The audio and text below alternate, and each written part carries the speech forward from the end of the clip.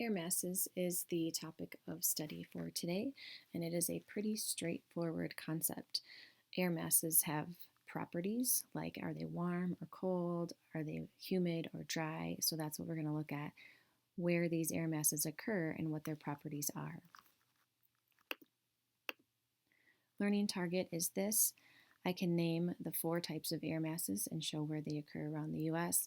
Now this is a little bit different than you see in the hyperdoc because you'll see it in 2 sentences versus 1. So it's just combined into this 1 sentence for the notes. This is the table that you're going to put into your notes. So you can either enter information into this in the hyperdoc, or you can copy this into your notebook and record information in here as we go. So take a minute to pause this if you're going to record the data table in your notebook, and then you'll be ready to go when we pick up on the next slide here. So first, we're going to look at temperature and humidity. So there's your 4 air masses on the left-hand side over here, these 4 air masses, and really you only need to know 4 words to know the different air masses. You can probably already, just by looking at this, figure out which air masses are warm and which air masses are cold. The other property is humidity, so is it moist air or dry air, and you can probably narrow down those words into which one would be humid and which one would be dry. So we're going to look at first those properties of the air masses and get those into your data table. So looking first at where the air mass occurs. Maritime air masses occur over the ocean, so they have access to a lot of water, which makes the air mass more humid. So where you see maritime on your data table, you're going to write in the word humid. Now you will see maritime 2 times. In the data table, there are 2 different air masses that have the word maritime in it. So in the column for humidity, moisture, whatever, I don't remember what it says, you're going to write in humid for both of the maritime air masses. The other type is continental. So these air masses occur over land. Because they're over land, they don't have access to the same amount of water as maritime air masses do, so they tend to be drier. So in the 2 air masses that have the word continental in their name, you're going to write the word dry. So you should have 1 column completely filled in with either the word humid or dry, depending on if the air mass name says maritime or says continental. Temperature of the air is the other property we're going to look at. So tropical, obviously warm. These air masses are going to occur closer to the equator where there's warmer air. So where you see tropical in the name of the air mass, you're going to write in the word warm in the appropriate column. So there's, again, 2 air masses that have the word tropical, and you're going to find those 2 and write the word warm under the temperature column for that, for those air masses. The other type then, obviously cold, polar meaning cold, and so those are going to occur further away from the equator at much more northern or southern latitudes. So where you see polar in the name of the air mass, you are going to write in the word cold in that column. So you should have the first 2 columns completely filled in with either temperature or humidity, warm or cold, or dry or humid.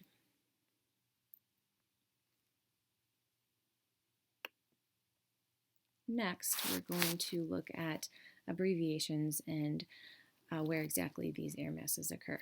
So you're going to use this next diagram to complete the abbreviation column and the where would it form column.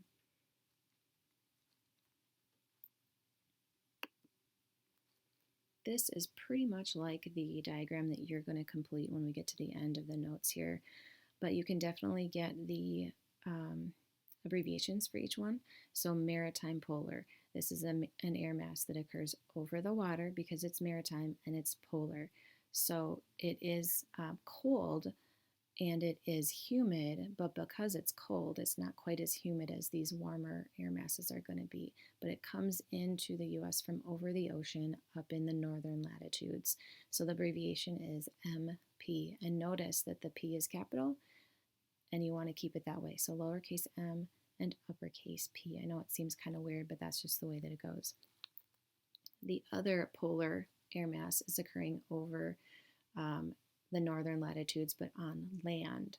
So we've got continental, meaning it's drier air, and then polar because it's further away from the equator, so it's colder, drier air. So that comes in from the north over the land to our direction. Those are your two polar air masses. If we go down here to the tropical air masses, it's the same concept, but it's just that it's warmer air. So you've got maritime tropical, that abbreviation MT, just for the first two words that are, for the first letter of the two words that are the name of the air mass. Again, making sure that that T is capital and the M is lowercase.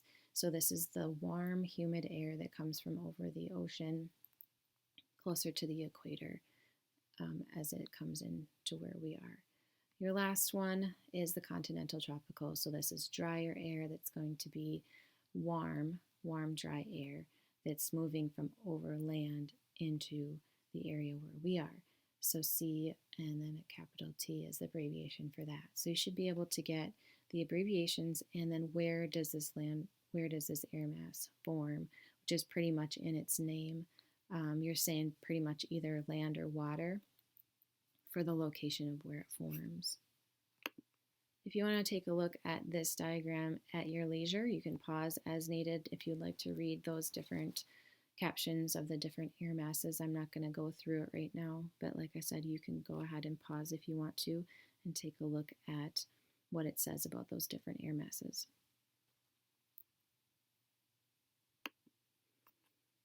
This is the diagram that you're going to complete. So if you chose to do this in your notebook, you do have to get a rough sketch of this picture, the U.S., and then all these arrows. It doesn't have to be exactly like that, but something similar so that you know where the air masses are, what they're called, what their abbreviations are. If you're doing this in the HyperDoc, you'll have this same image, and you are going to double click it, and it is now a drawing. So you can add in text boxes, you can add in arrows, you can change colors and fonts and make it look how you want it to look. Make it beautiful. So here are the things that you need to include on this diagram. Name of the air mass, the abbreviation, warm air needs to be color-coded as red, cold air needs to be color-coded as blue, and then you need a key saying red means warm and blue means cold. I do have an example for you that I can show you that I did in the same way that you could do in the HyperDoc. So I'll show you that next. So this is also a drawing.